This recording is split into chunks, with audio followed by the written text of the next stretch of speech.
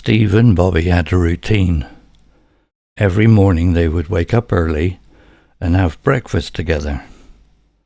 Steve would make some toast and coffee for himself and pour some kibble and water for Bobby. They would eat in the kitchen while listening to the radio. They would chat about the weather, the news, or anything that came to their minds. Then they would go for a walk in the park. They would greet their friends, both human and canine, and enjoy the fresh air and sunshine. Bobby would chase some squirrels and birds, while Steve would sit on a bench and read the newspaper. They would also play fetch with a tennis ball or join other dogs for a run. They would spend an hour or two in the park before heading back home. After that, they would relax in the living room.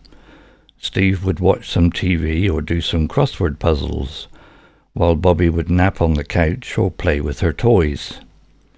They would occasionally chat with each other or cuddle for a bit. Sometimes Steve would play some music on his guitar, and Bobby would sing along with her howls. In the afternoon, they would go to the pub. Steve would have a pint of ale and a sandwich, while Bobby would have a bowl of water and a biscuit. They would mingle with the other patrons who were fond of Bobby and always gave her some attention and treats. Steve would also play some darts or cards with his mates, while Bobby would watch or join in. They would also listen to some live music or watch some sports on the TV. In the evening, they would have dinner together. Steve would cook something simple and tasty, like pasta or stew, and share some with Bobby. They would eat in the dining room while listening to some music.